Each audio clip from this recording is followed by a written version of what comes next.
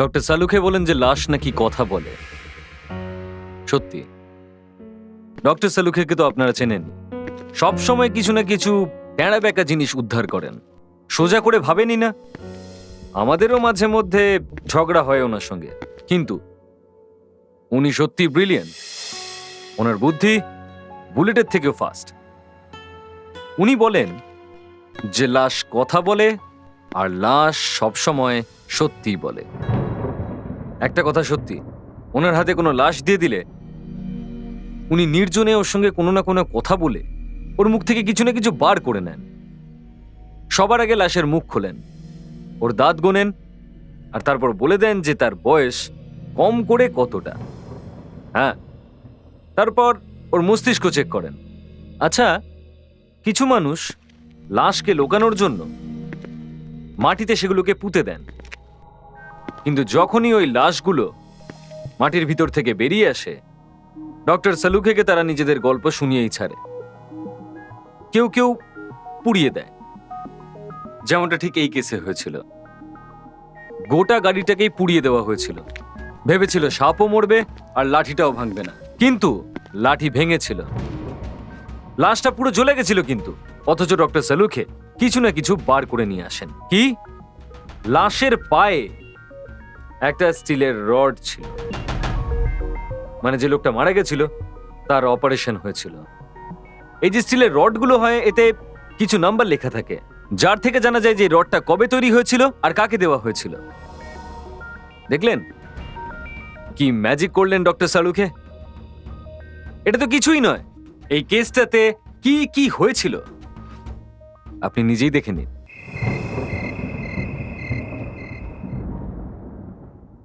অলোক বাবা, তুমি তুমি পলাশকে বলেছ কি না? হ্যাঁ হ্যাঁ কাকা, আমি ওদের বলে দিয়েছি পলাশ দিয়ার ওর ছেলে আমেরিকা থেকে আসছে ইন্ডিয়ায়, এই এলো বলে। ও ও আসছে তাই না? আসছে তাই না? হ্যাঁ হ্যাঁ হ্যাঁ কাকা বাবু, যে কোনো মুহূর্তে ওরা এসে পড়বে। এটা এটা এটা তুমি ভালো কথাই বলেছ। এখন আমি বেশ এই এই প্রার্থনা করব, যতক্ষণ আমি পলাশের মুখটা দেখছি ততক্ষণ যেন আমি বেঁচে থাকতে পারি। জীবন শেষ হতে চললো, আমি এখনো ছেলের মুখটাই দেখতে পেলাম না। কাকা বাবু আপনি একটু শান্ত হন, টেনশন করবেন না, ওরা এক্ষুনি এসে পড়বে। যদি যদি যদি আমি পলাশের বিয়েটা দিয়ার সাথে দিয়ে যেতে পারতাম, তাহলে ও ইন্ডিয়া ইন্ডিয়া ইন্ডিয়া ছেড়ে যেত না। পলাশ, কাকা বাবু এখন এসব কথা ভাবার সময় নয়। এখন একটু শান্ত হয়ে যান, শান্ত হন। আমি ডাক্তারকে ডেকে নিয়ে আসছি। বাবা, বাবা, বাবা, বাবা, পলাশ, বাবা, বাবা, শান্ত হও, বাবা।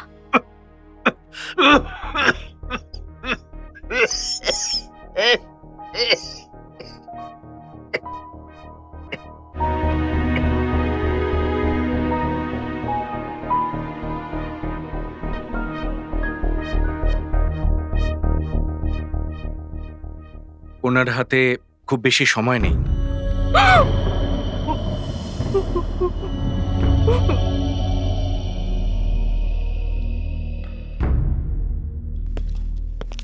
হরিলাল বাবু,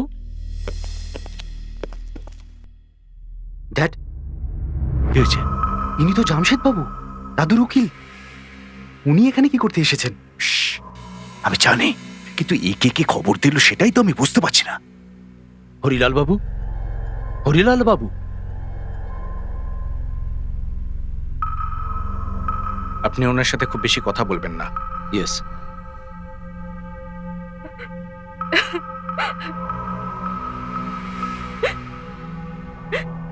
হ্যাঁ হ্যাঁ, excuse me, I am sorry to say, but একটু সময়ের জন্য আমাকে আর হরিলাল বাবুকে একা ছেড়ে দিন, প্লিজ প্লিজ। ঠিক আছে, ওনার একটু খেয়াল রাখবেন। হ্যাঁ নিশ্চয়ই। হুম। Thank you very much. Monti, Monti, মাথা গরম করিস না, তুই ঠান্ডা হ, সব ঠিক হয়ে যাবে। ড্যাড, এই উকিল জামশেদ বাবু এখানে কেন এসেছেন? হ্যাঁ, আমি কি করে জানবো? এই দাদুর হঠাৎ করে পলাশ আঙ্কেলের কথা কেন মনে পড়তে গেল? উনি আবার উইল পাল্টাবেন না তো? আমার মতে পলাশ আঙ্কেলকে কিছু না দেওয়াই ভালো। ভুলে গেছো এত বছর ধরে তুমিই সেবা করে গেছো। শ্শ্, তুই শান্ত হ, আস্তে কথা বল, চেঁচামেচি করিস না, সবাই জেনে যাবে যে আমাদের উদ্দেশ্যটা আসলে কি।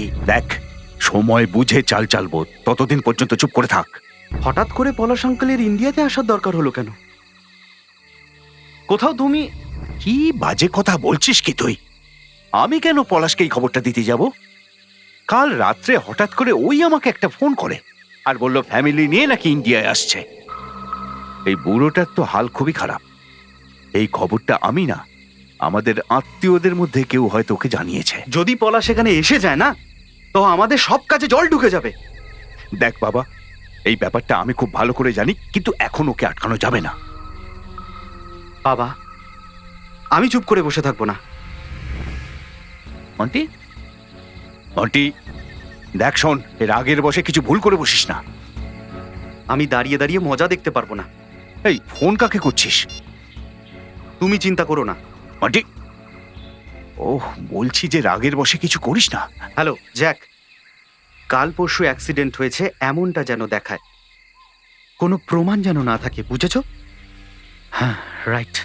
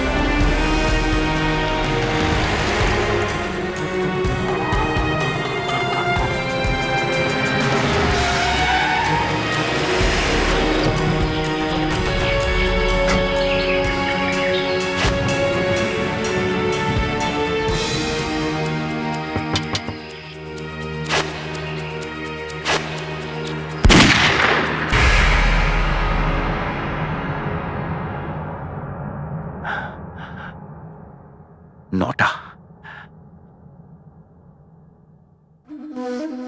আরে পলাশ এখনো পর্যন্ত এলো না কেন? কি করে বলবো? অলোকদা, হ্যাঁ? পুরোহিত মশাই আর অপেক্ষা করতে পারবেন না। 1 ঘন্টা হয়ে গেল। পলাশ স্যার তো এতক্ষণ এখানে পৌঁছে যাবার কথা। হ্যাঁ, ঠিকই বলেছিস। ওদের নাম্বার আছে তোর কাছে?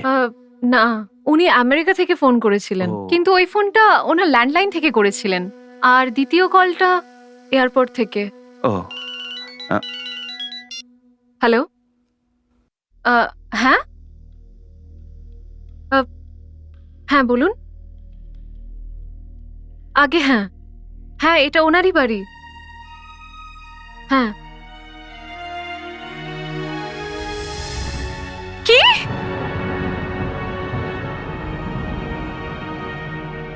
কি হয়েছে? কি হয়েছে বল? পলাশ স্যার গাড়িটা পাওয়া গেছে। ওই গাড়িটা যেটা আমরা এয়ারপোর্টে পাঠিয়েছিলাম? হ্যাঁ, কি হয়েছে ওই গাড়িটার? ওই গাড়িটা পুড়ে গেছে, আর ওর ভেতরে। ও মাই গড, এ কি হলো?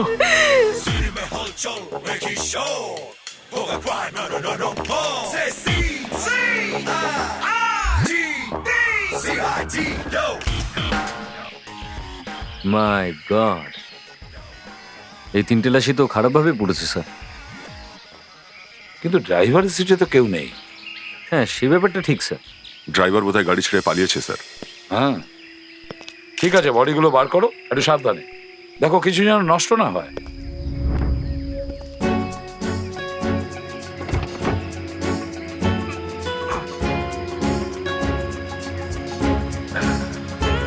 স্যার, হ্যাঁ দয়া। স্যান্ডেল। ও, এর মানে হলো ওইদিকে কোনো মহিলা বসেছিল। হ্যাঁ স্যার, বাড়ির লোকজনও বলছিল যে গাড়িতে হাজব্যান্ড ওয়াইফ আর ওদের ছেলে ছিল। তার মানে হলো স্ত্রী ওইদিকে বসেছিল আর হাজবেন্ড এদিকে। আর মনে হচ্ছে সামনের সিটটাতে ছেলেটা বসেছিল স্যার।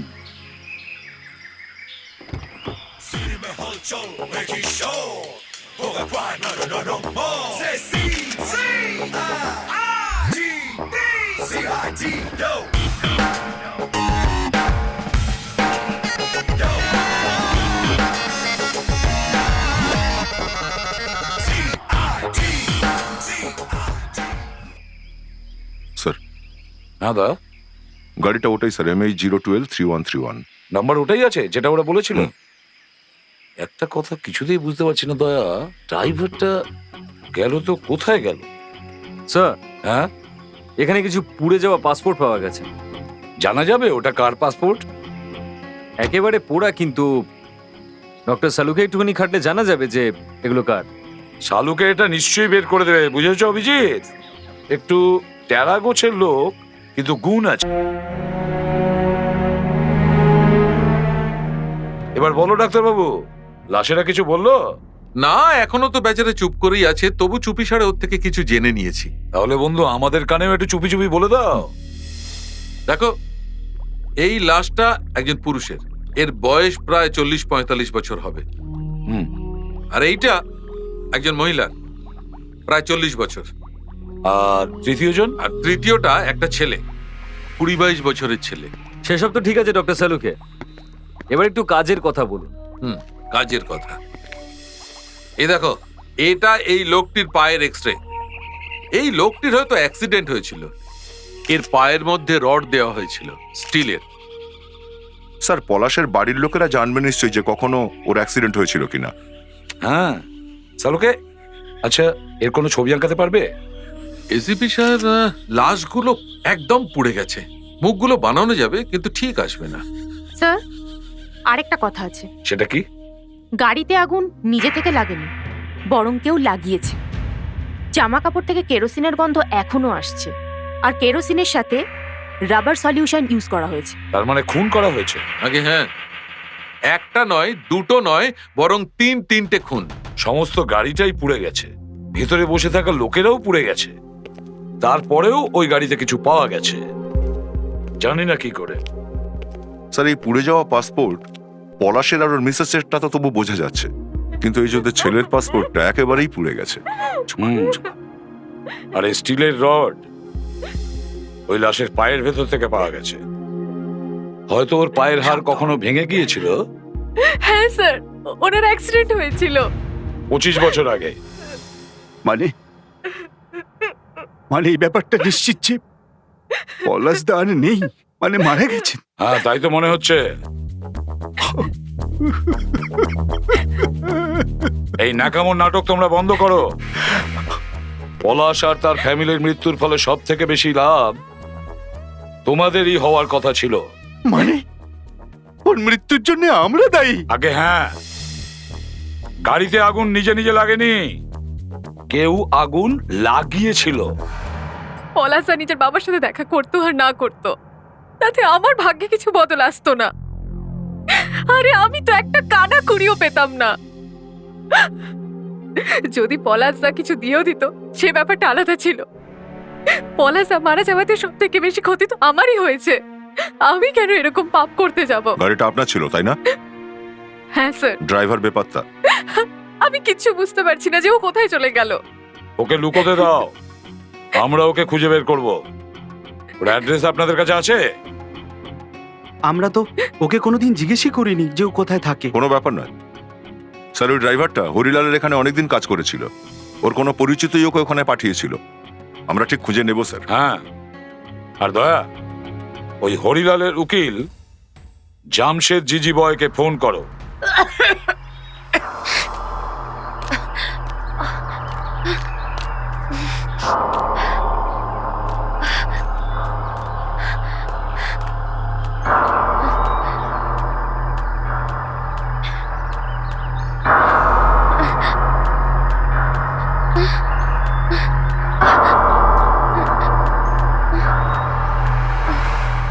কেউ আছেন? হ্যাঁ,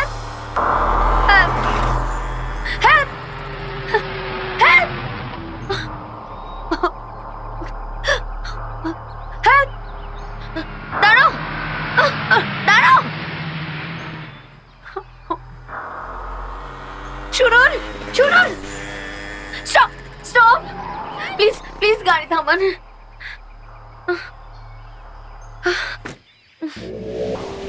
কি হয়েছে তোমার? ও মাই গড, তোমার তো চোটও লেগেছে।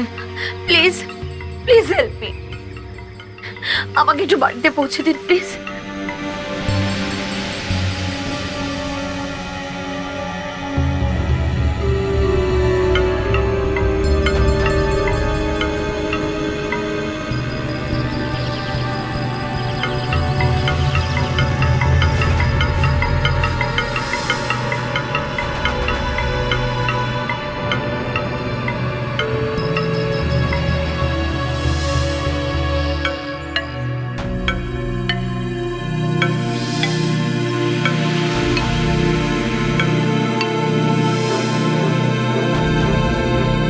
এসব এসব কি হচ্ছে? তুমি কে? কি চাই তোমার? মন্টি, এইভাবে কেউ নিজের বোনের সাথে কথা বলে? বোন? আর তুমি আমার নাম কি করে জানলে? তোমার নাম কি? মনীষা, আলোক আঙ্কেল, আপনারা কি করে আমায় ভুলে গেলেন? এ তো সবাইকার নাম জানে। তুমি আমাদের সবার নাম কি করে জানলে? কি আন্টি আপনি? আমার খুব খারাপ লাগছে ভেবে যে আপনিও আমাকে চিনতে পারলেন না। আমি মনীষা, পলাশ আর দিয়ার মেয়ে মনীষা। হোয়াট? পলাশ আর দিয়ার মেয়ে? এ কি করে হতে পারে? এসব মিথ্যে বলছে। পলাশ আর দিয়ার কোনো মেয়েই ছিল না, ওদের তো ছেলে ছিল। আমি মিথ্যে বলছি না আন্টি, পলাশ আর দিয়ার কোনো ছেলে ছিল না, ওদের একটাই মেয়ে ছিল আর সেটা আমি মনীষা। না, পলাশ আর দিয়ার একটাই ছেলে ছিল যে কার অ্যাক্সিডেন্টে মরে গেছে পলাশ আর দিয়ার সাথে, আর তাদেরই তো শোক যাপন করছি আমরা।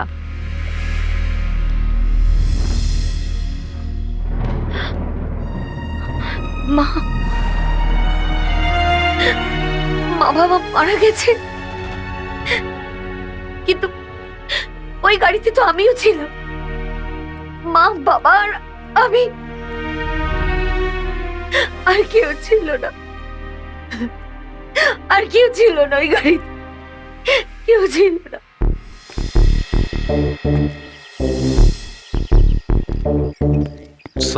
এই অ্যাড্রেসটাই দিয়েছিল জামশেদ বাবু।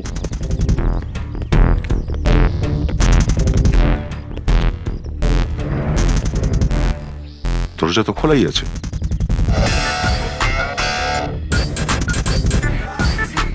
মনে হচ্ছে বাড়িতে কেউ নেই। স্যার, হয়তো লোকটা পালিয়েছে। যখনই দেখছি খুনের মামলা, লোকজন বাড়ি থেকে গায়েব।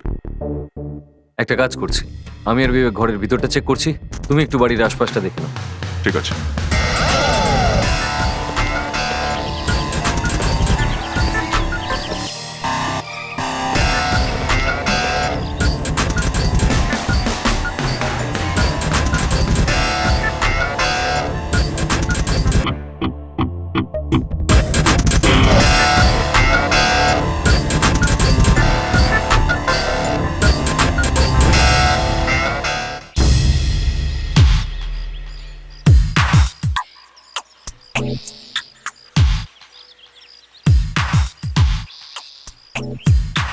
অভিজিৎ,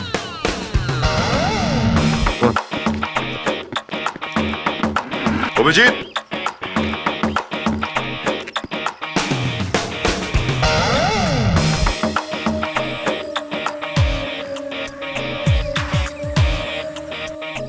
হ্যাঁ দয়া, কিছু পেলে? এগুলো লক্ষ্য করো। এদিকে। বিবেক, খোঁড়ার মতো কিছু নিয়ে এসো। Yes sir.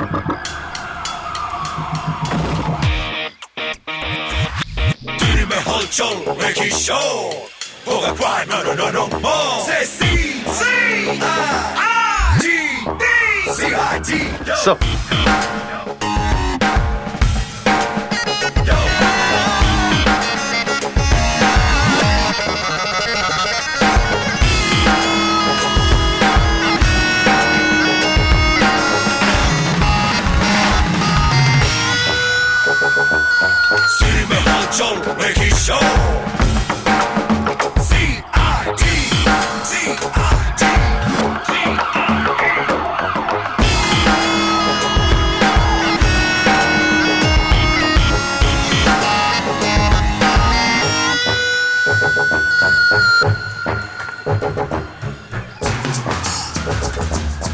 মিনিট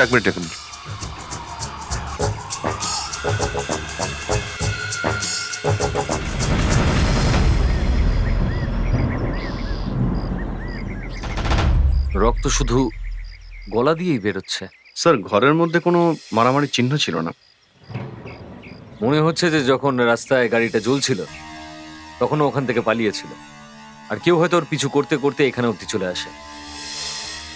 এ যদি পালিয়েই থাকে তো হরিলালের বাড়ি গেল না কেন, এখানে লুকোতে গেল কেন?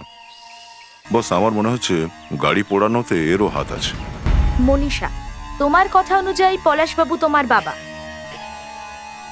কিন্তু ওনারা তো বলছেন ওনাদের কোনো মেয়ে ছিলই না, ওনাদের তো শুধু একজন ছেলে ছিল। মিথ্যে আর- বলছে ওরা সব। আমি আপনারা ওর কথা বিশ্বাস করবেন না। তাহলে কি এনারা তোমাদের কথা মেনে নেবে যে পলাশের একটাই সন্তান ছিল আর সেটা ছেলে? হ্যাঁ, আমরা তো তাই জানি। আপনাদের একটা কথা বলছি, পলাশের একটাই মাত্র সন্তান ছিল, আর সেটাও একটা মেয়ে, আর সেটা আমি। আমার কোনো ভাই বা বোন নেই। তার মানে পলাশবাবুর কোনো ছেলেই ছিল না? না। এই দেখুন, এটা প্রমাণ। এটাতে তো আগে হ্যাঁ, এটা আমি। মাই গড, এ তো পলাশদারি ছবি দেখছি। হ্যাঁ, এটাই আমার বাবা পলাশ। আমার বাবা লস অ্যাঞ্জেলেসের একজন নামী লোক ছিলেন। যদি আপনারা চান তাহলে আমার ডিএনএ টেস্ট করাতে পারেন। কিন্তু এটা কি করে হতে পারে? এত বছর ধরে পলাশদা আমাদের যে চিঠিগুলো লিখেছে, ওতে বারবার উনি লিখেছেন আমার ছেলে আছে, কোনো মেয়ে নেই। কোন চিঠির কথা বলছেন আপনি? আমার বাবা কখনো কোনো চিঠি পাঠায়নি, আর আপনাদেরকে কখনোই না। এটা কি বাজে কথা বলছো তুমি? এটা বাজে কথা নয়, এটাই সত্যি। আমার বাবা আপনাদের সাথে কোনোদিনই কোনো সম্পর্ক রাখতে চাইনি। তাহলে ওই চিঠিগুলো কে লিখতো? আমি কি করে বলবো কে লিখেছে? তো গাড়িতে যে ছেলেটার মৃত্যু হয়েছে সে পলাশবাবু ছেলে ছিল না? না। যদি তুমি ওই গাড়িতে ছিলে তাহলে তুমি কি করে বেঁচে তার গেলে? কারণ আমি গাড়ি থেকে নেমে পড়েছিলাম। বাইরে? বাইরে কেন? যখন আমরা এয়ারপোর্ট থেকে আসছিলাম হঠাৎই আমার শরীর খারাপ হয়ে যায়। আমি ড্রাইভারকে গাড়ি থামাতে বলি। আমি গাড়ি থেকে নামি আর জঙ্গলের দিকে এগিয়ে যাই। যখন ফেরত এলাম তখন দেখলাম যে গাড়ির দিকে একটা লোক এগিয়ে আসছিল। ও আমাকে দেখলো আর আমি ওখান থেকে পালিয়ে যাই। কিছু দূর দৌড়ানোর পর আমি মাটিতে পড়ে অজ্ঞান হয়ে যাই। যখন সকালে চোখ খোলে তখন জানতে পারি ওই লোকটা আমার পুরো ফ্যামিলিকে মেরে ফেলেছে। ওই তৃতীয় লাশটা কোথাও ওই লোকটা না তো? বা হতে পারে স্যার, ওই লাশ ওই ড্রাইভারেরও হতে পারে। না স্যার, ও বডিটা ড্রাইভারের হতেই পারে না, কারণ ড্রাইভারের বডি পাওয়া গেছে। জীবিত না মৃত? মৃত স্যার। কে মেরেছে ওকে? এখনো সেটা ঠিক জানা যায়নি স্যার। আচ্ছা, তা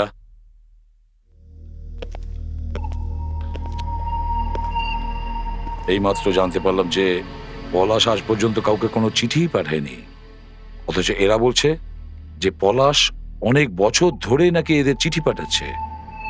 একটা কাজ করো, ওই সব লেটারগুলো এখানে নিয়ে এসো, আর হরিলালের অফিসে যে কজন লোক কাজ করে ওদেরকে, আর এই তিনজন, এদের প্রত্যেকের হ্যান্ডরাইটিং এর স্যাম্পল নাও।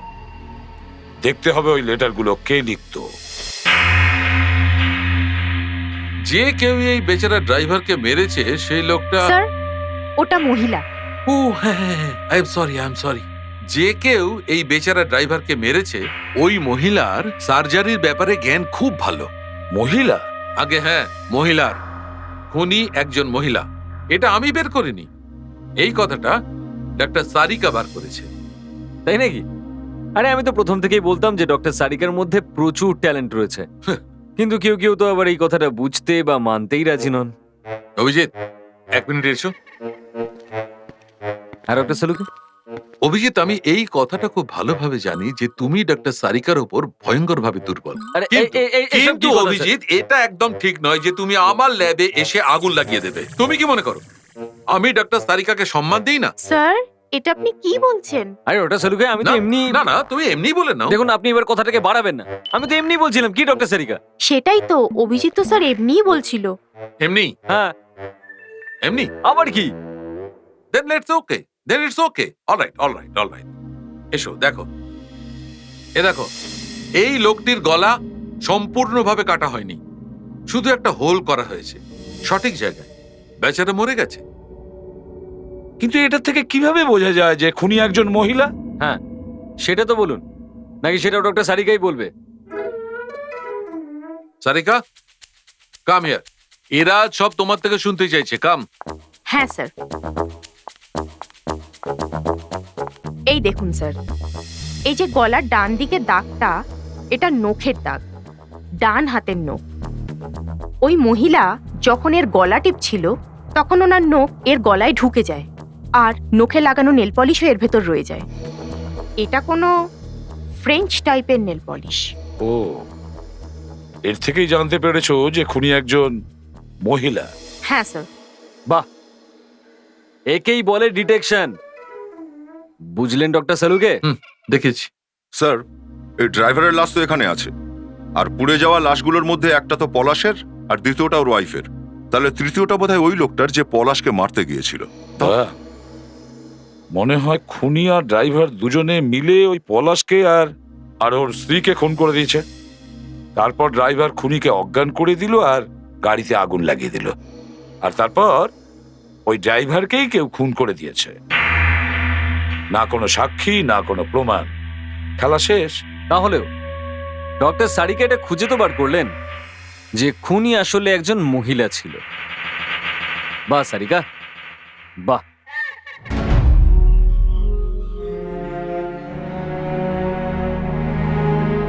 যাই হোক, এটা তো জানা গেল পলাশকে যে ড্রাইভার নিয়ে আসছিল তাকে খুন একজন মহিলা করেছে। হ্যাঁ স্যার, ওই ফ্রেঞ্চ নীল পলিশ কোনো ছেলে তো আর লাগাবে না। হ্যাঁ, আর তাছাড়া এই এমন একজন মহিলা যে সার্জারির ব্যাপারেও জানে। তাহলে কি স্যার, আচ্ছা ও ডাক্তার নয় তো? দয়া, এই কেসে দুটো মেয়ে আছে, একজন পলাশের মেয়ে মনীষা আর দ্বিতীয়জন কেয়া। সব এমনিতেই মনীষার অনেক চোট লেগে রয়েছে, ও নিজের মা বাবার খুন কি করে করতে পারে? আর কে আর কাউকে খুন করে কোনো রকম লাভ হওয়ার কথা নয়। আর এ কথাও ভালো করে জানতো স্যার, যে যাই ঘটুক না কেন এক কানাকড়িও পাবে না ও হরিলালের কাছ থেকে। আরো একটা ব্যাপার আছে স্যার, আমি মনীষা এবং কেয়া দুজনের হাতই চেক করেছি, দুজনের হাতেই নেল পলিশ লাগানো ছিল না। এই ফেডরিক, কি হয়েছে? স্যার পেয়ে গেছি। পাওয়া গেছে? স্যার, হরিলালের উকিল জামশেদ যে স্যাম্পল দিয়েছিল পলাশের হ্যান্ডরাইটিং এর, তা থেকেই সব বোঝা গেছে। তার মানে পলাশ যে আমেরিকা থেকে চিঠিগুলো লিখেছিল সেগুলো ওই লিখেছিল? না স্যার, নিজে লেখেনি। কিন্তু পলাশ তো গত 20 বছর ধরে চিঠি লিখে আসছে। স্যার, গত 20 বছর ধরে পলাশের হ্যান্ডরাইটিং নকল করে অন্য কেউ লিখছে। আরো একটা কথা স্যার, এই যে দ্বিতীয় ব্যক্তি, সে আমেরিকায় নয়, এখানে ইন্ডিয়াতেই থাকে। আচ্ছা, এই দেখুন স্যার, হরিলালের অফিসে একজন লোক কাজ করে, ওই লিখেছিল সব লেটার। কে এই লোকটা? স্যার, কোনো এক কোনারি নামের লোক, senior accounts manager. Senior accounts manager? এই মার্ডার করিয়েছে পলাশকে, ওর মিসেসকে আর ওদের ড্রাইভারকেও। দয়া, ওই লোকটাকে নিয়ে এসো। আমরা সিআইডি থেকে এসেছি। কোনাডি বাবু আছেন বাড়িতে? না, ওই সাহেব তো বাইরে গেছেন। কোনো ব্যাপার না, তোমার সঙ্গেই কথা বলে নিচ্ছি। স্যার, আমি মিথ্যে বলছি না স্যার, উনি সত্যি গীতা ম্যাডামের সঙ্গে বাইরে গেছেন। এই গীতা ম্যাডামটা আবার কে? উনি সাহেবের ওয়াইফ স্যার।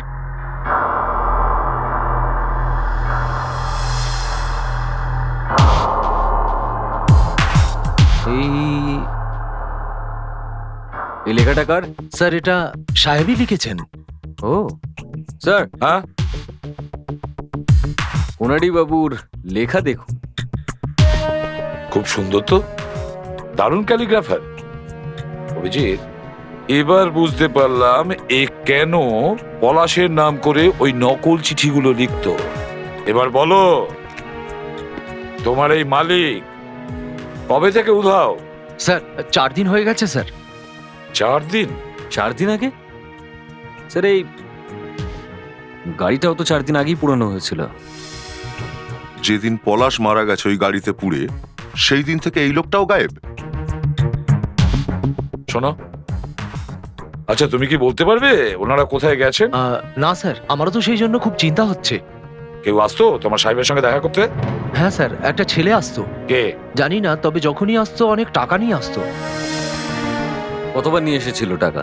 স্যার, অনেকবার এসেছিল, একবার আমার সাহেবের অ্যাক্সিডেন্ট হয়েছিল, তো অপারেশনের জন্য ওই স্যার টাকা দিয়েছিল। কিসের অপারেশন হয়েছিল? একবার আমাদের সাহেবের পায়ের হাড় ভেঙে গেছিল। আচ্ছা, এই যে লোকটা টাকা নিয়ে আসতো, ওকে দেখতে কেমন ছিল? আই মিন, বুড়ো জোয়ান কেমন? জোয়ান ছিল স্যার, 20-22 বছর হবে। দেখে বড় লোক মনে হতো স্যার। অভিজিৎ, বিবেককে ফোন করো আর বলো মনীষার উপর নজর রাখতে। হ্যাঁ, তুমি ওই হসপিটালে গিয়ে এর মালিকের অপারেশনের ব্যাপারে জিজ্ঞাসাবাদ করো। Yes sir. তোমার সাহেবের অপারেশন কোন হসপিটালে হয়েছিল? ডক্টর সদীর নার্সিং হোমে।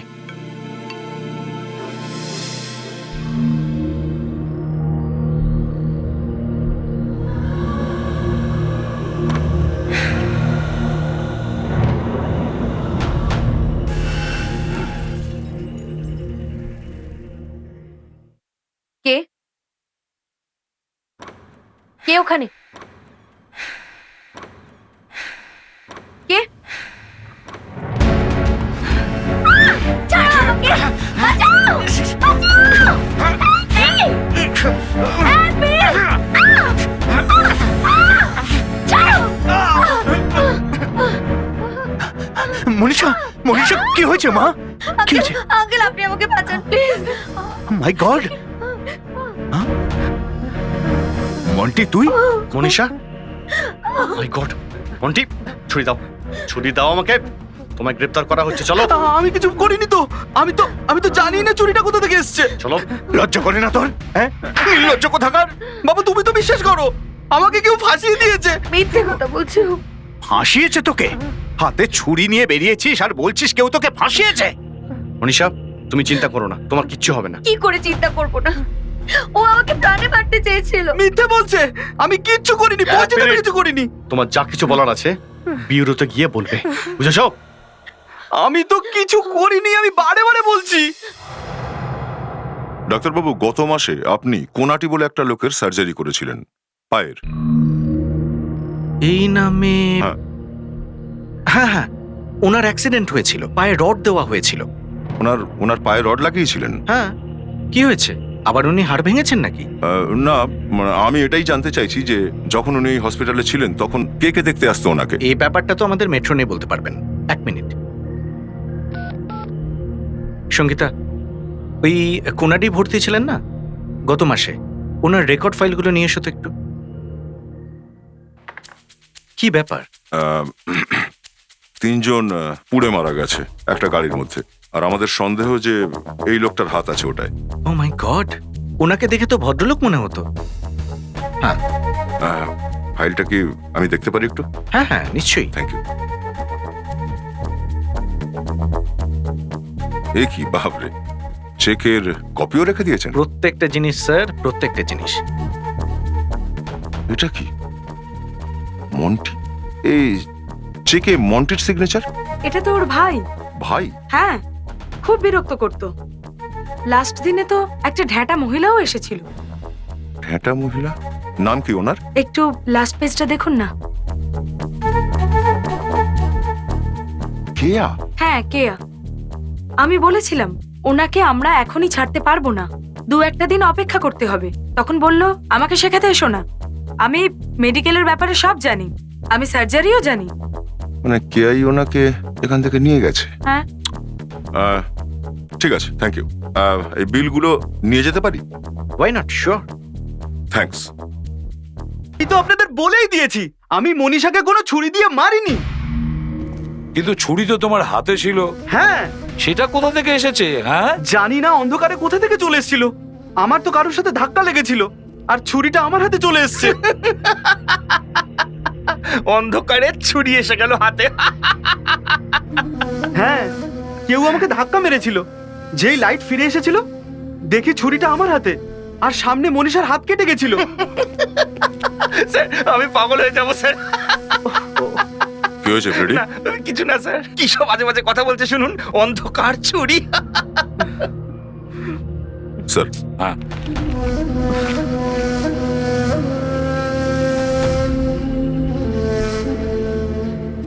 ও এই ব্যাপার।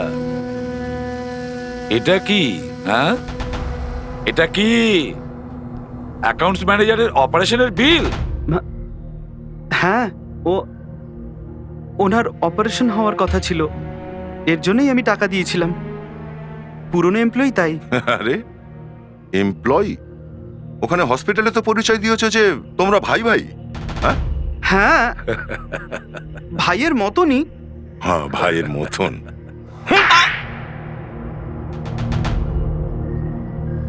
আমি, আমার বাবা আর এই অ্যাকাউন্টেন্ট মিলে কোম্পানিটাকে লুট করছিলাম। অ্যাকাউন্টেন্ট অল্প অল্প করে লাখ টাকা আমাকে পাইয়ে দিয়েছিল। আমি জানতাম পলাশ আঙ্কেল আর কোনোদিন ফিরে আসবে না। কিন্তু পলাশ ফিরে এসেছিল, হ্যাঁ, আর তোমরা সবাই মিলে ওকে মেরে ফেলেছো। এই অ্যাকাউন্টেন্ট এখন কোথায়? আমি জানি না। এই কেয়াও তোমাদের সাথে যুক্ত না? কেয়া?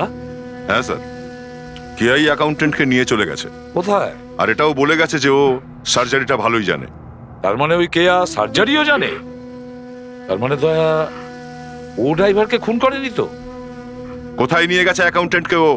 হ্যাঁ, আমি জানি না স্যার। তা এর বাড়িতে গিয়ে দেখতে হবে।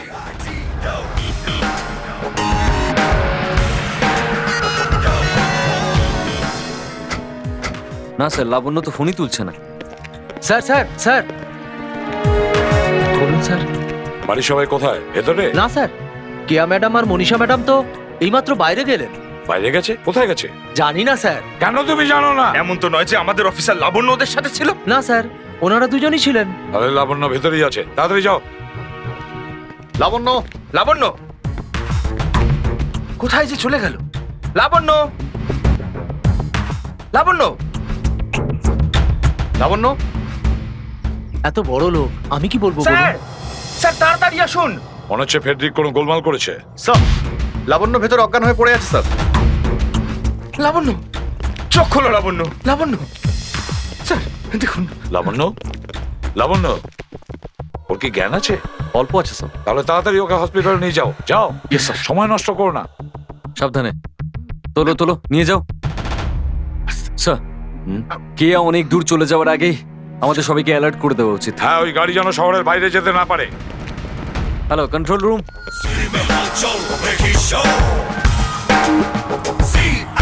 স্যার, মনীষা ফোন ধরছে না। ফোন তুলছে না? কন্ট্রোল রুমে ইনফর্ম করো, গাড়ি এখনো শহরের মধ্যেই আছে। কোথায় আছে জানতে পারবো। Okay sir. হ্যালো, কি গাড়ি দেখা গেছে? কোথায়? ঠিক আছে, আমরা এখনই আসছি। গাড়ি মার্কো রোডে দেখা গেছে। তাড়াতাড়ি করো।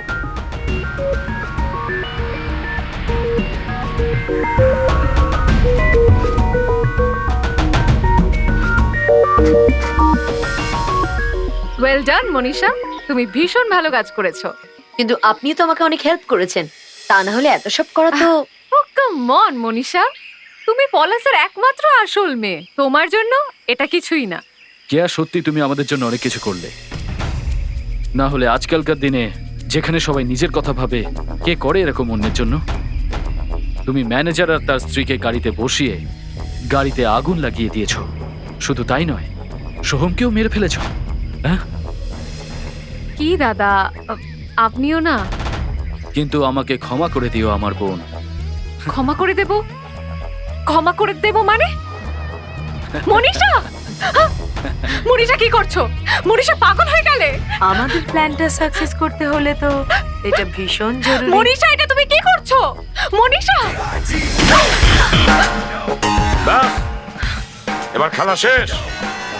অনেক লোককে মেরেছো, এবার আর নয়। এবার বলো, কেন তোমরা এই সমস্ত করেছো? বলো। আমাদের ইন্ডিয়াতে আসার আগেই কেয়ার সঙ্গে কন্ট্যাক্ট হয়ে গেছিল, আর কেয়া ওদের ষড়যন্ত্রের ব্যাপারে জেনে গেছিল যে কিভাবে ওরা কোনাডির সঙ্গে মিলে টাকা পয়সা লুট করছে। ওই আমাকে বলেছিল যে মন্টি কোনো জে নামের লোককে আমাদের মারার জন্য সুপারি দিয়েছে। ইন্ডিয়াতে তো আমাদের আসতেই হতো, কারণ আমেরিকাতে বাবার প্রচুর দেনা হয়ে গিয়েছিল, আর আমাদের ওখান থেকে পালাতে হয়। আমার বাবার টাকার খুব দরকার ছিল, সেই জন্য আমরা প্ল্যান করেছিলাম যাতে আমরা টাকাও পাবো আর ওদের ওপরে প্রতিশোধটাও নিতে পারবো। তোমাদের সবার মাথা খারাপ হয়ে গেছে। তোমাদের সবাইকে পাগলা গারদে রাখা উচিত। আমি আমার সারা জীবনে ইন্স্যুরেন্স আর সম্পত্তির টাকা পাওয়ার জন্য এত নোংরা ষড়যন্ত্র করতে এর আগে কাউকে দেখিনি। এবার তোমরা বাকি জীবনটা কাটিও জেলে বসে। যে কেসটা বলবো, এটাতে তো যেই প্রথম ফোন এসেছিল ওই মেয়েটার, মানে মানসীর। এইবার তো প্রশ্ন করবেন যে মানসী কে। আমি আপনাদের প্রথমেই জানিয়ে দিই যে মানসী খুব বড় একজন পুলিশ অফিসারের মেয়ে ছিল। ওই অফিসারের প্রাণের ভয় ছিল, চারপাশে অনেক সিকিউরিটি থাকতো। মানসী ওর বাবার কাছ থেকে আলাদা থাকতো, আর ও কেন আলাদা থাকতো সেটা একটু পরেই আপনারা জানতে পারবেন। একদিন মানসী হঠাৎ ঘুম থেকে জেগে উঠল সকাল সকাল।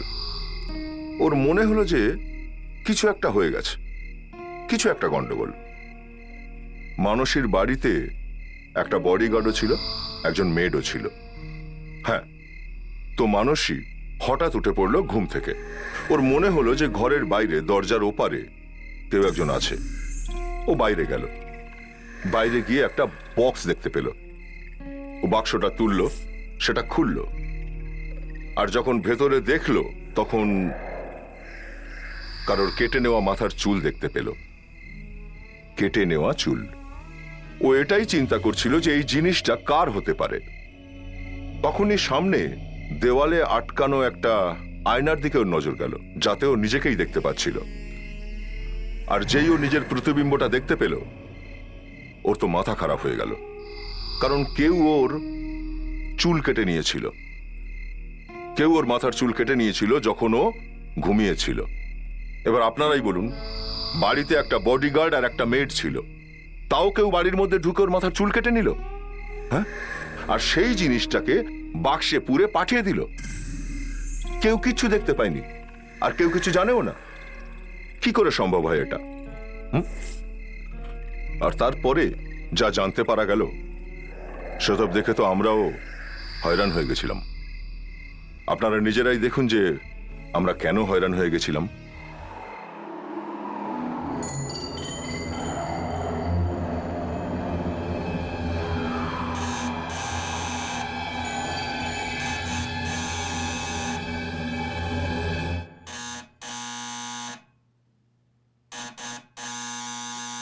রজনী, দরজাটা একটু খোল না।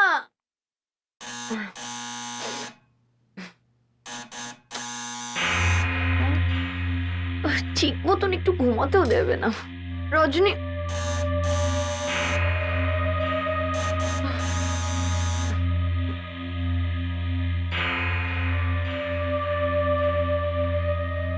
জানি না কোথায় চলে যায় দুজনে। সাত সকালে কে যে এলো কে জানে।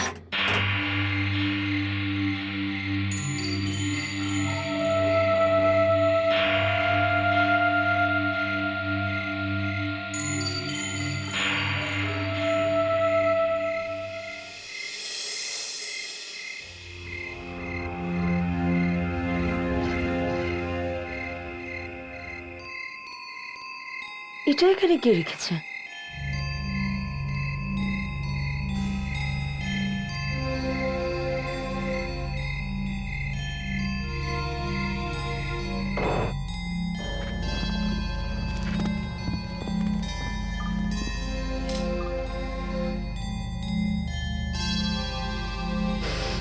গন্ধটা তো দারুণ।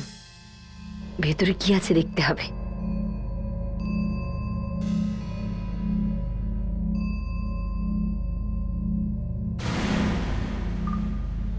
চুল?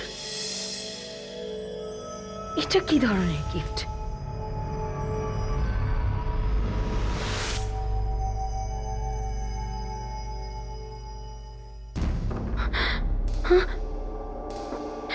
এটা তো আমার রিবন।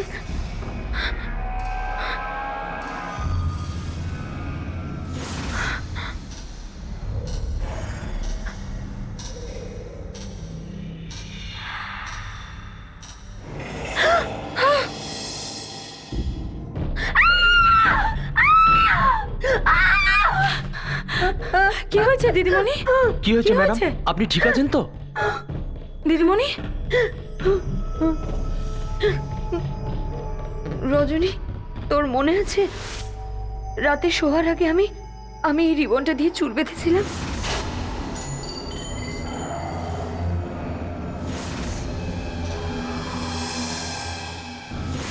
আজ রাতে কেউ আমার ঘরের মধ্যে ঢুকে আমার চুল কেটে দিয়েছে, আর এই বক্সের মধ্যে করে পাঠিয়ে দিয়েছে। কিন্তু এটা হলো কি করে? তুমি বলো না, তুমি আমার বডিগার্ড না, আমি তোমার। ম্যাম এক্ষুনি আপনার বাবাকে ফোন করে ডাকছি। না না, ওনাকে টেনশন দিও না। কিন্তু দিদিমণি, ও ঘরে ঢুকে এলো আর আমরা জানতেও পারলাম না। নিশ্চয়ই খুব সাংঘাতিক লোক হবে দিদিমণি। আগে হ্যাঁ, যেভাবে ঘরের ভেতরে ঢুকে আপনার চুল কেটে দিল, ও তো যা খুশি তাই করতে পারে। দিদিমণি, আমাদের তো এখন সিআইডি কে ডাকা উচিত। তাহলে তুমি বলছো কাল রাতেই তোমার ঘরে কেউ ঢুকে তোমার চুলটা কেটে নিল আর এই চুলটাই একটা বাক্স করে পাঠিয়ে দিল? স্যার দরজা তো একদম ঠিকঠাক আছে, আর তালাটাকে নিয়েও কিছু করা হয়নি। স্যার, সমস্ত জানালা ভেতর থেকে বন্ধ করা আছে। আচ্ছা আচ্ছা, ঘরে ঢোকার কি অন্য কোনো রাস্তা আছে? না, শুধু এটাই একটা দরজা। আশ্চর্য ব্যাপার, যেই আসুক না কেন ঘরে ঢুকলো কি করে? তুমি বডিগার্ড? আগে হ্যাঁ। নাকটা কাউরাতে? মানে মানে শোয়ার সময় আওয়াজ বেরোয় নাক থেকে না কান থেকে? হ্যাঁ, বডিগার্ডের ডিউটি জানো? চোখ বন্ধ করে ঘুমিয়ে থাকো নাকি? হ্যাঁ স্যার, আমি বুঝতে পারিনি কখন ঘুমিয়ে পড়েছিলাম, আর কে কখন ঢুকেছে আমি জানতেও পারিনি। আর তুমিও কিছু দেখোনি, কিছু বুঝতে পারোনি তুমি? না না। না কেউ কিছু দেখেছে, না কেউ কিছু শুনেছে। স্যার, হ্যাঁ, এটা আবার আত্মা টাত্মার ব্যাপার নয় তো? আরে না না ফেডরিক, কোনো আত্মার চক্কর নেই। আত্মা কি কখনো কাঁচি ধরতে পারে? স্যার, আমার গ্র্যান্ডমাদার না রোজ আত্মা দেখতে পেত। ওনারও কি চুল কেটে নিত? রাত্রিবেলা আসতো আর খুব জোরে হাসতো। তার মানে চুল তো কাটতো না, তাই তো? না স্যার। ব্যাস, তাহলে ঠিক আছে। বাই দ্য ওয়ে মানসী, আপনার এই বডিগার্ড রাখার দরকার কেন পড়লো? হ্যাঁ অভিজিৎ, মনুর ড্যাডি বলেছে যে বডিগার্ড রাখা জরুরি। মনু? হ্যাঁ মনু, তোমারই নাম তো মনু, তাই না? হ্যাঁ, কিন্তু আপনি কি করে জানলেন? মানসী, এই যে তোমার ড্যাডি আছে না, রিটায়ার্ড অফিসার দেবপ্রকাশ, আমার খুব ভালো বন্ধু। তাহলে তো ওনার বাবাকে তাড়াতাড়ি ইনফর্ম করে না দেওয়া উচিত। প্লিজ, এটা করবেন না প্লিজ। কেন?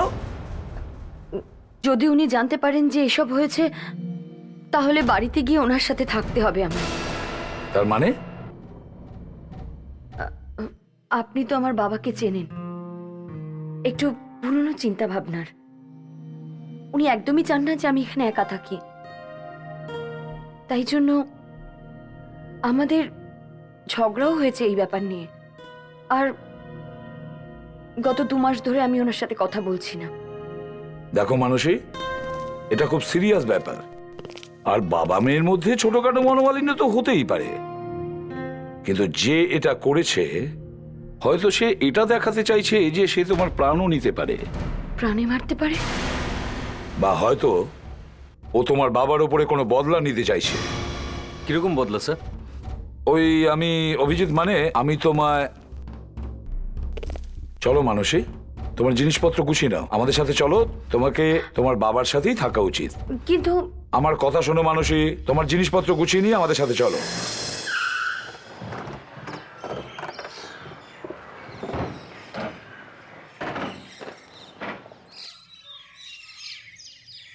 Good morning sir. মর্নিং। দেববাবু ভেতরে আছে? হ্যাঁ স্যার, উনি ভেতরে আছেন, আসুন।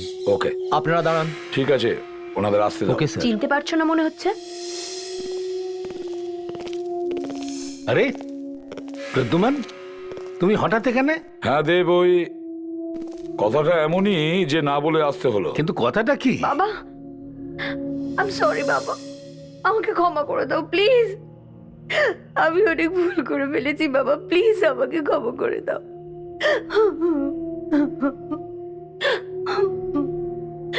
দেখো দেব, ওর জীবনে ঝুঁকি আছে। কাল রাতে ওর ঘরে ঢুকে কেউ ওর চুল কেটে দিয়েছে। কি? ঠিকই বলছি। আমি তোমার সাথে একটু আলাদা কথা বলতে চাই। ঠিক আছে। হুম। গার্ডস, আপনারা বাইরে যান। হ্যাঁ, বলো। দেব, তোমার নতুন মিশনের ব্যাপারে আমি জানি। হ্যাঁ, আমি ওই 1 সপ্তাহ আগেই। হ্যাঁ, আমার যেটা মনে হয় মানুষের সঙ্গে যা কিছু ঘটছে সেটা হয়তো তোমার নতুন ডিউটির জন্যই হয়েছে। এই জন্য চাইছি যে মানুষই আজ থেকে তোমার সাথে থাকলেই ভালো হয়।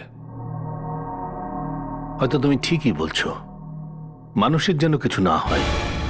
অভিজিৎ, এর পর থেকে যদি এই ধরনের কেস তুমি ল্যাবে নিয়ে আসো না আরে তাহলে ডক্টর সালুকে, আপনি তো অকারণে রাগ করছেন দেখছি। না না, অকারণে কিছুই হচ্ছে না এখানে।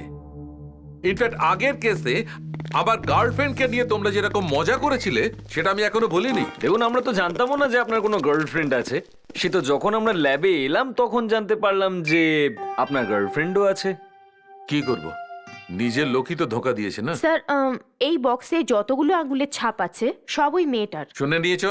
স্যার, মানুষই যদি এই বক্সে হাত লাগিয়ে থাকে তাহলে তো ওরই হাতের ছাপ পাওয়া উচিত না? কেন? যে চুল কেটেই বাক্সে রেখেছে, বলতে চাইছো তার আঙুল নেই? না, হতেই তো পারে যে ও গ্লাভস পরেছিল।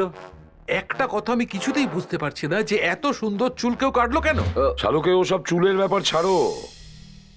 দেখো, বাড়িতে অন্য কোনো লোক ঢোকার একটাও চিহ্ন পাওয়া যায়নি।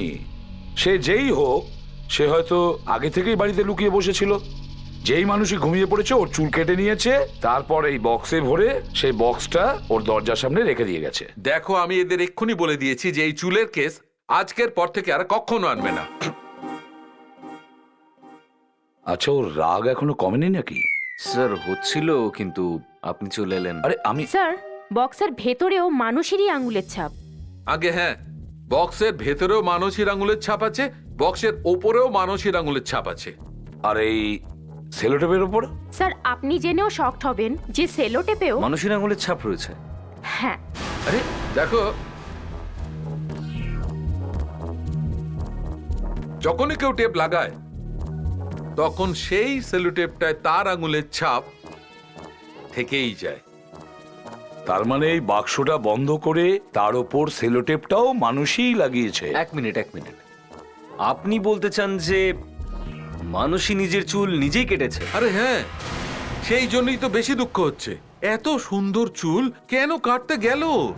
স্যার, এত ঝামেলা যখন করলো মানুষই, আমার কেমন জানি মনে হচ্ছে ওর মানসিক অবস্থা ঠিক না। হ্যাঁ, হয়তো এই জন্যই ওর বাবা চায় না যে ও একা থাকুক। স্যার, আমার মনে হয় এসব কথা ওর বাবাকে বলে দেওয়া উচিত। হ্যাঁ, আমি এখনই ফোন করছি।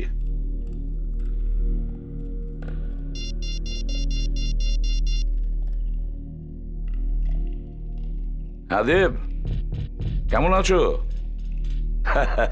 এসিবি প্রদ্যুমান বলছি। আচ্ছা শোনো, একটা জরুরি কথা আছে তোমার সঙ্গে, দেখা করতে পারি? Okay, thanks.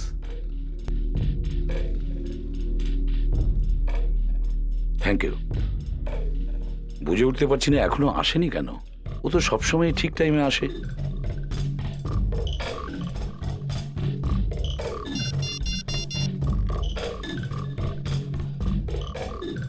ফোন ওঠাও বন্ধু, ফোন ওঠাও। হ্যাঁ দেব, আমি প্রদ্যুমান বলছি। হ্যাঁ, এসিবি প্রদ্যুমান। দেব যা, আরে ফোন কেটে দিল।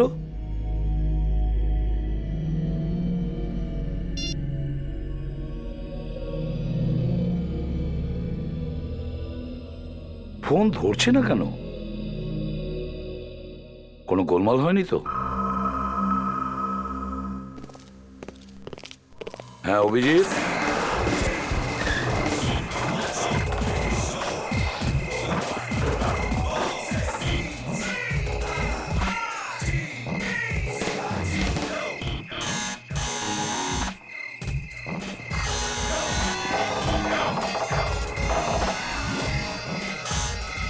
দরজা কেউ খুলছেই না। মনে হচ্ছে কোনো গোলমাল আছে। ভেঙে দিই স্যার দরজা? ভেঙে ফেলো।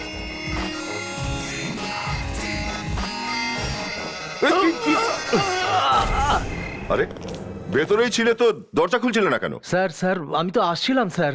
এই দেবপ্রকাশ বাবু আর মানসী কোথায়? ওনারা তো চলে গেছেন স্যার একটু আগেই। কোথায় গিয়েছে? স্যার ওনারা খান্ডালা গেছেন। ওরা কেন গেলেন জানো?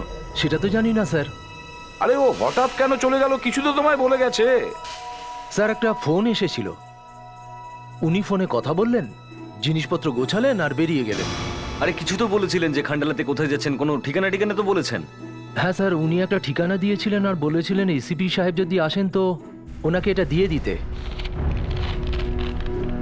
মনশান্তি রিসর্ট, রন্ধারি রোড, খান্ডালা। অভিজিৎ, ওই ঠিকানা ধরে খান্ডালায় গিয়ে দেখো দেখো ওরা ওখানে কেন গিয়েছে। উনি আমাদের এই খান্ডালার অ্যাড্রেস তো দিয়েছেন, কিন্তু উনি ফোনটা ধরছেন না কেন? অদ্ভুত ব্যাপার, একটাও লোক পাচ্ছি না যে এই নামটা শুনেছে, এই অ্যাড্রেসটাও জানেন। স্যার এমন মনে হচ্ছে যেন আমরা ইন্ডিয়ায় নয় আমেরিকায় গিয়ে কোনো ঠিকানা খুঁজছি। ফ্রেডি, হাসির কোনো কথা হচ্ছে না। ওই বডিগার্ডটা এই অ্যাড্রেসে দিয়েছিল না নাকি? এই রোডটাই তো বলেছিল। আরে এক মিনিট, পোস্টম্যান। আরে ও হ্যালো, এক মিনিট। হ্যাঁ দাদা বলুন। এই মনশান্তি রিসর্ট, রন্ধারি রোডটা কোথায়? এরকম কোনো জায়গাই নেই এখানে। এটা কি করে সম্ভব? এই অ্যাড্রেসটাই নেই? না, এই নাম তো আমি প্রথমবার শুনলাম। আমি গত 20 বছর ধরে এখানে চাকরি করছি। 20 বছর ধরে এখানে? আরে 20 বছরে তো একটা মানুষের গলির কুকুরগুলোর নামও মুখস্থ হয়ে যায়, বুঝেছো? স্যার আমার মনে পড়েছে, বলবো? বলো। এই এলাকায় 3টে কুকুর থাকে, মোটি, রোটি আর গোটি। আর হ্যাঁ, গোটি কালো রঙের, আর ও সবসময় মোটা মাথাদের কামড়ায়। স্যার আমি গিয়ে একটু গাড়িতে বসছি। হ্যাঁ ঠিক আছে। আর কিছু না থ্যাংক ইউ, তুমি যাও। না থ্যাংক ইউ। বডিগার্ডটা আমাদেরকে মিথ্যে কেন বললো?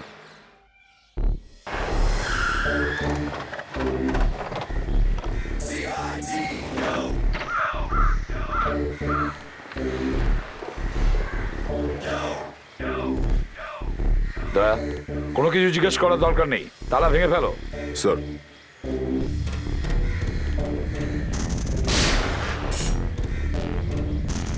বিবেক, তালাটা সাবধানে রাখো।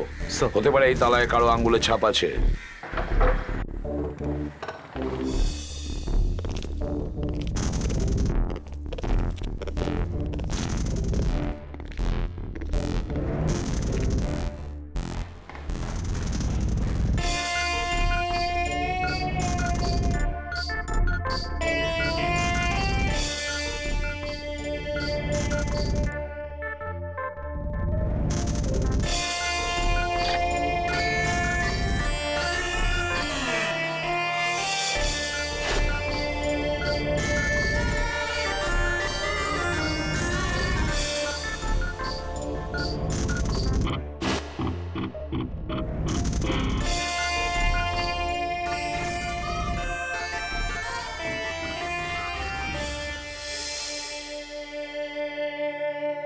স্যার। হ্যাঁ,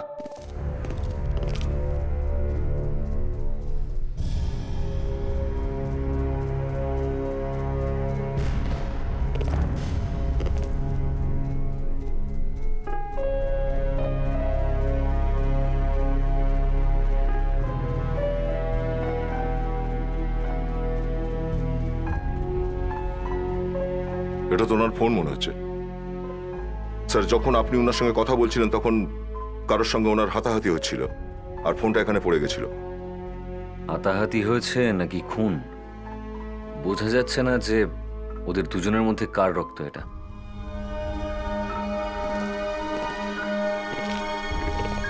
স্যার, জুতোর ছাপ।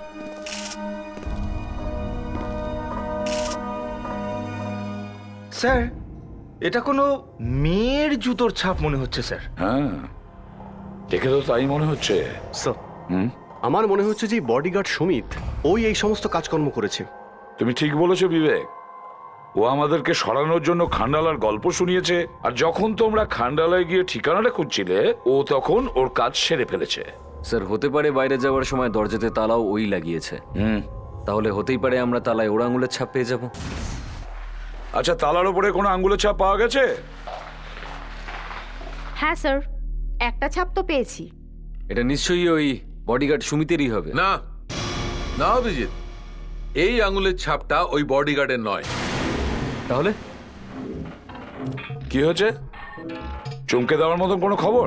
হ্যাঁ স্যার, খবর তো একদম কাঁপিয়ে দেবার মতো। তাহলে কি কোনো আতঙ্কবাদীর ফিঙ্গারপ্রিন্ট তুমি পেয়েছো? না, সেরকম কারো আঙুলের ছাপ তো নয়, কিন্তু তালার ওপর মানুষের ফিঙ্গারপ্রিন্ট আছে। কি?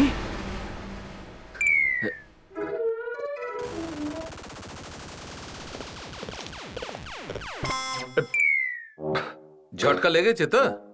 স্যার, তার মানে মানসী সুমিতের সাথে মিলিত আছে? স্যার, নিজের মেয়ে কখনো বাবার ক্ষতি করবে নাকি? মানুষই তার নিজের চুল নিজে কাটে, আর তারপর ওই চুল একটা বাক্সে রেখে ওই বাক্স ও নিজের ঠিকানায় পাঠিয়ে দেয়, আর নিজের বাবার উপরে হামলা করে তাকে কিডন্যাপ করে দিল। এটা হতে পারে না স্যার, একটা মেয়ে তার নিজের বাবার সাথে এরকম করতে পারে? এটা তো ঠিক। আমার তো মনে হচ্ছে এইসব ওই সুমিত করেছে, অথবা সুমিত মানসীকে দিয়ে করিয়েছে। যখন আমরা সুমিতের সঙ্গে কথা বলছিলাম তখন হয়তো ও দুজনকে ভিতরে বেঁধে রেখেছিল আর আমাদেরকে বলেছিল যে খান্ডালা চলে গেছে। একটা কাজ করো অভিজিৎ, দেবের প্রতিবেশীর সঙ্গে দেখা করো, হয়তো কিছু জানা যেতে পারে। স্যার, আচ্ছা, এই যে মানুষই তোমাদের পাশে থাকতো, খুব ভালো বন্ধু ছিল না তোমার? হ্যাঁ। ওর তো ওর বাবার সঙ্গে ঝগড়া হয়েছিল, তাই না? ঝগড়া? হ্যাঁ, তোমার তো জানার কথা। ও একা আলাদা থাকতে চাইছিল, আর ওর বাবা দেবপ্রকাশ বাবু তিনি এটা পছন্দ করতেন না, আর এই ব্যাপারটা নিয়েই ওদের মধ্যে ঝগড়া হয়েছিল। হ্যাঁ, মানুষী আর দেবাঙ্কেলের মধ্যে ঝগড়া তো হতেই পারে না, কেননা দেবাঙ্কেল মানুষীকে কোনোদিন কোনো কিছুর জন্যই বারণ করেনি। তাহলে তুমি বলতে চাইছো যে মানুষই যদি একা থাকতে চাইতো তাতে ওর বাবার কোনো আপত্তি ছিল না? কখনো না। তার মানে হলো মানুষই আমাদের মিথ্যে বলেছে। কিন্তু স্যার, ব্যাপারটা কি? দেখো, কথাটা হলো দেব আর মানসী দুজনকে কেউ কিডন্যাপ করেছে। কিডন্যাপ? কিন্তু এটা হলো কি করে? কদিন আগেই কেউ মানুষীর বেডরুমে ঢোকে আর ওর চুলটা কেটে দেয়, আর তারপর সেই চুলটাই ওরা ফেরত দিয়ে দেয় একটা বক্সে ভর্তি করে। কি? আগে হ্যাঁ, খুব লম্বা চুল ছিল ওর। কিন্তু ওর চুল তো এত লম্বা ছিল না। দয়া স্যার, একটু ফটোটা দেখাও তো। এই মানুষই তো। না, এ মানুষই না। কি? এ মানুষই নয়? না, আপনারা 1 মিনিট দাঁড়ান। এই যদি মানুষই না হয় তো আসল মানুষই কে? এইটা হলো মানুষই।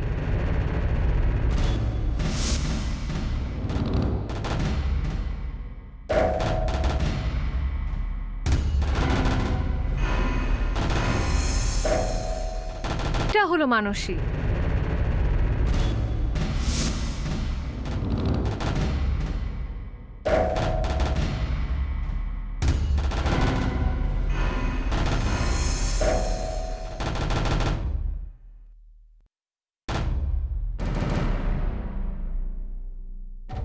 তার মানে হলো ওই মেয়েটা আসল মানুষই নয়, নকল মানুষই। স্যার, আপনি মেয়েটার সাহস ভাবুন, আমাদের সামনে নকল মানুষই সেজে ঘুরে বেড়াচ্ছে। ওই চুল কেটে নেওয়া, ওই হুমকির ব্যাপারে বলা, এই গোটা নাটকটাই একটা ভেবেচিন্তে করা প্ল্যান স্যার। খুব ভালো করে ভেবেচিন্তে তৈরি করা নাটক এটা। হ্যাঁ, এসব দেবের কাছে পৌঁছানোর জন্য। ও জানতো যে বিপদ বুঝলে আমরা ওকে দেবের কাছে পৌঁছে দেবো। দেবপ্রকাশ বাবুর বাড়ির বাইরে সিকিউরিটি থাকে, ও এটা জানতো যে সিকিউরিটির মাঝখান দিয়ে গলেও দেবপ্রকাশ বাবুর কাছে পৌঁছাতে পারবে না। অভিজিৎ, আমাদের জন্য দেব আজ বিপদে পড়েছে। ছি।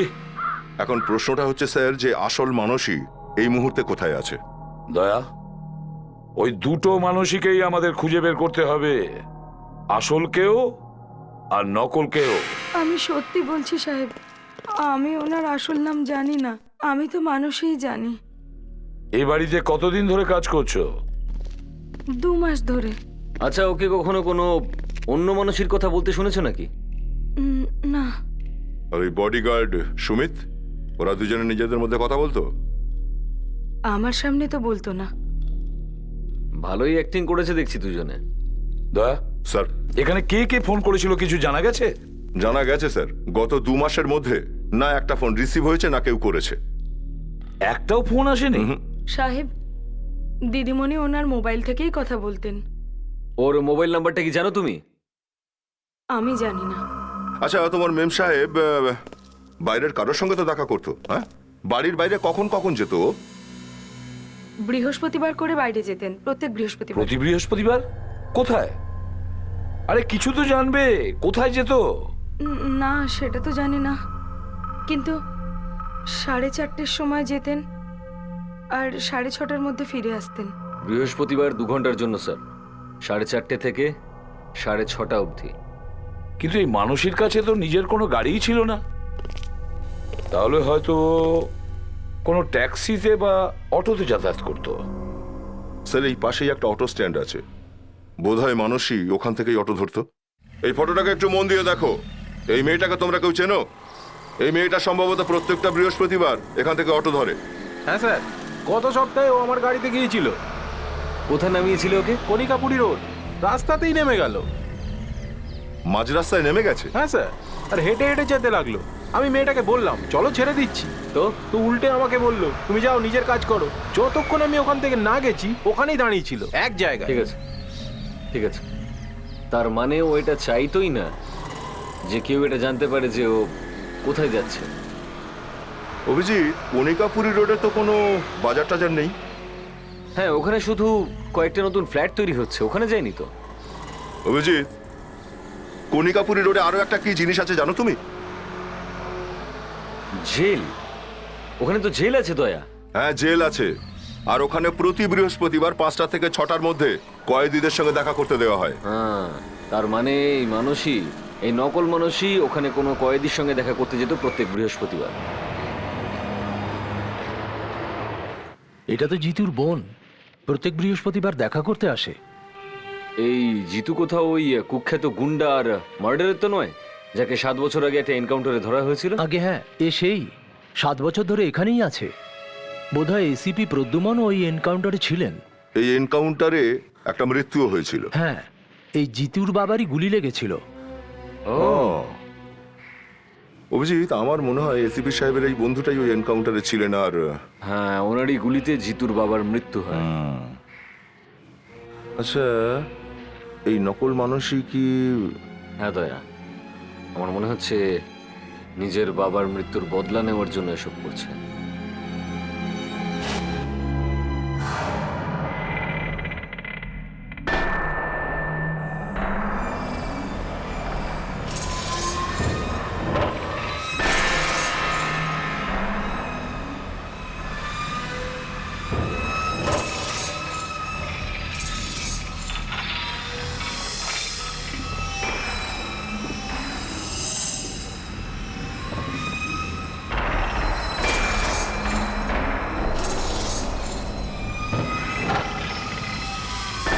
একে 24 ঘন্টা পাহারা দিতে হবে। 8 বার জেল ভেঙে পালিয়েছে। 8 বার? হ্যাঁ, এ একজন সিরিয়াল কিলার। খুন করে মজা পেয়ে থাকে, কিন্তু এখনো ওর ফাঁসির অর্ডার আসেনি।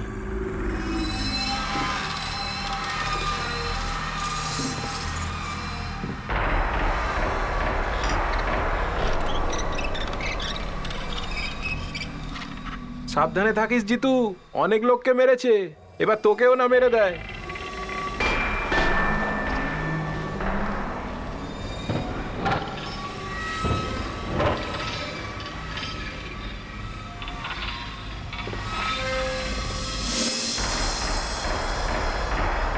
Hello, hello, hello. হ্যাঁ হ্যাঁ হ্যাঁ হ্যাঁ, এবার ঠিক আছে, এবার ঠিক আছে। হ্যাঁ, তোমার কথা শোনা যাচ্ছে। মাঝে মধ্যে হ্যাঁ না বলতে থাকবে। ওকে, ইয়া, বাই স্যার।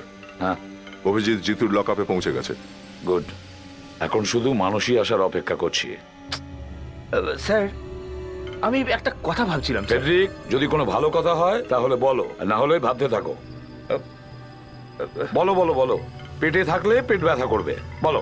স্যার, আমি এটা বলতে চাইছিলাম যে স্যার, যদি এই মেয়েটা এখানে না আসে তো... আরে তাহলে ফেডরিক, আমরা অন্য কিছু করব। কাঁদছো কেন? স্যার, আমি কাঁদছি না, আমি এটা বলতে চাইছিলাম যে স্যার, ওই মেয়েটা যদি এখানে না আসে তাহলে আমাদের কোনো দ্বিতীয় প্ল্যানের ব্যাপারেও তো ভেবে রাখা উচিত স্যার। ফেডরিক, মানুষই প্রতি বৃহস্পতিবার এখানে আসে, তাহলে আজকেও আসবে। হ্যাঁ স্যার, কিন্তু আমি ভালো একজন ডিটেকটিভ বলে আমি এটা বলতে চাই যদিও এখানে আজ আসে, আমরা চুপচাপ ওকে ফলো করব আর আসল মানসী আর ওর বাবার কাছে পৌঁছবো, ঠিক আছে? Yes sir. দয়া এসে গেছে।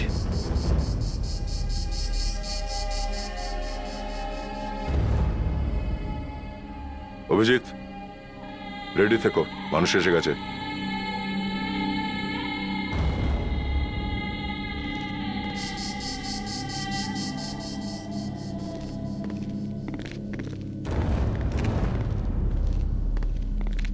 জিতু, দাদা,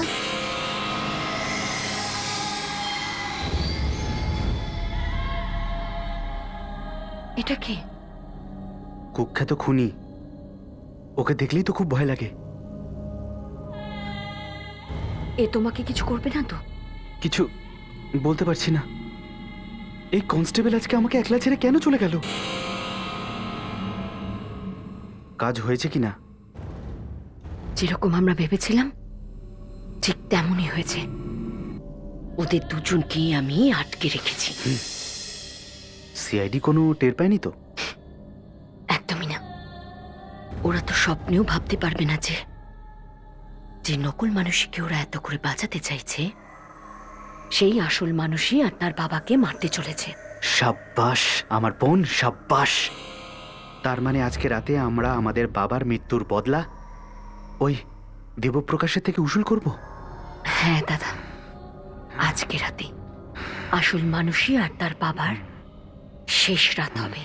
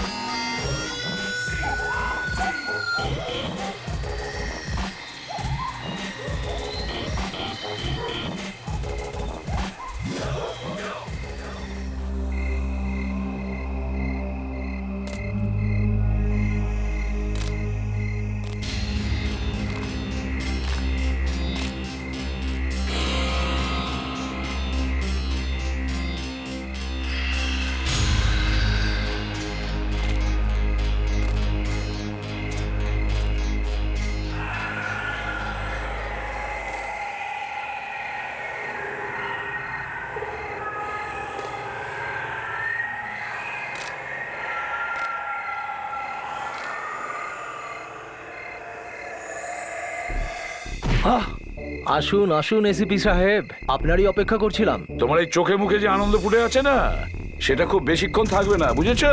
আপনারা সিআইডি লোকেরা এত ডায়লগ কেন মারেন বলুন তো? চলুন চলুন।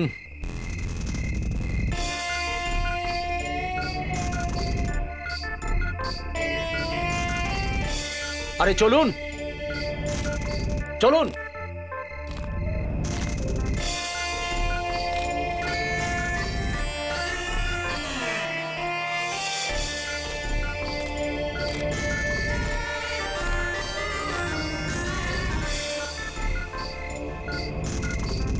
বসুন। ওহো, তো এসে পড়েছেন এসিপি বাবু। আরে আরে, ওনাকে আপ্যায়ন করো। তাহলে এসিপি বাবু, কোথায় আছে আপনার সেই সাহসী অফিসাররা? আপনাকে বাঁচাতে আসবে নাকি? আরে আমার কথা ছাড়ো, তোমার মতো ছোটখাটো মশা তো প্রায়শই আমাদের কামড়ানোর চেষ্টা করে, বুঝেছো? আচ্ছা, আমরা তাহলে মশা? তাও আর বিনা হুলের মশা। এসিপি মচকাবে কিন্তু ভাঙবে না। সুমিত, একটু গিয়ে দেখো এর চামচারা কোথায় আছে। চল ছোটু।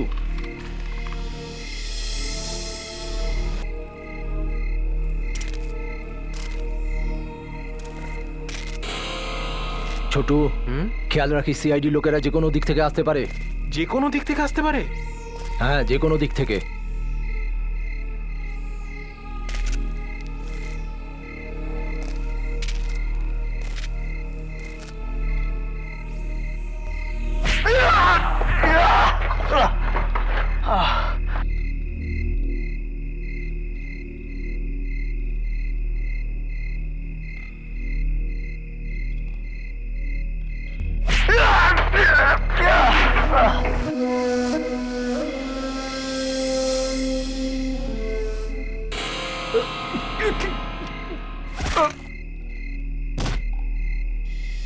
ছোটু, ছোটু,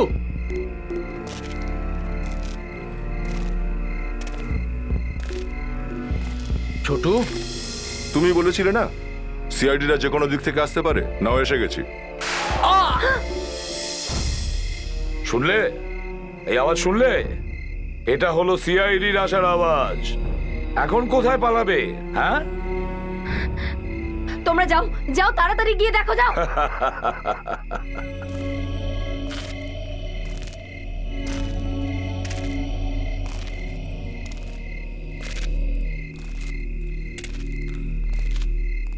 আরে রঘু, কোনো গুলির আওয়াজ শুনেছিস কি?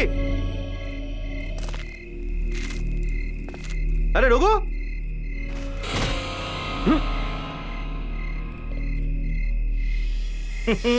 না না, আমি না, মানে এবার আমি বোমের টাইমারটা অন করে দিচ্ছি। আরে তোমার কি মাথা খারাপ হয়ে গেছে? তুমি যদি টাইমার অন করো তাহলে তুমিও তো মরে যাবে। এতটাও বোকা নই আমি। আমি বোমের টাইমারে 60 সেকেন্ড, তার মানে 1 মিনিট এগিয়ে রেখেছি। আমি শুধু বাটনটা টিপবো আর এখান থেকে পালিয়ে যাব। আর তারপর ঠিক 60 সেকেন্ড পরে ডাম, বোম ফাটবে আর সব শেষ হয়ে যাবে, প্রতিশোধ পূর্ণ হবে। দেখো, বোকামি করো না। দেখো,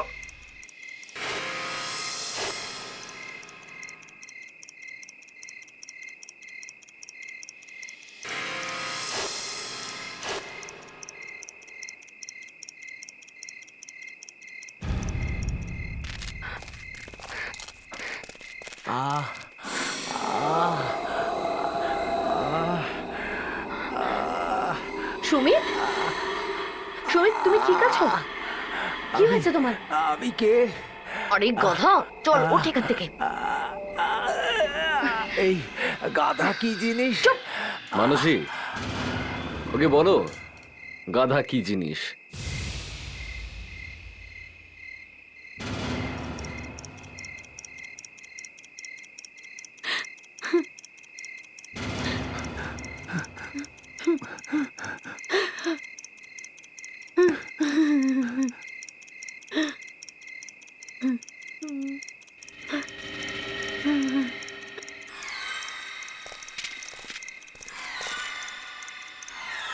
তাড়াতাড়ি দড়ি খোলো।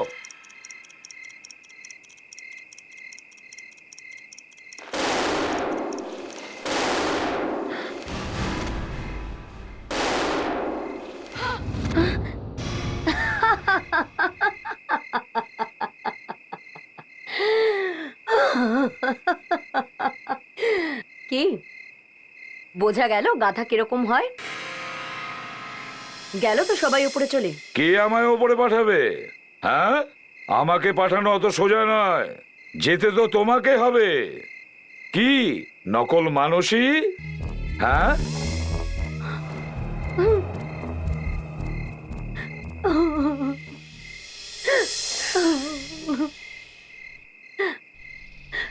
আমি এর উপরে বদলা নিতে চেয়েছিলাম, মেরে ফেলতে চেয়েছিলাম,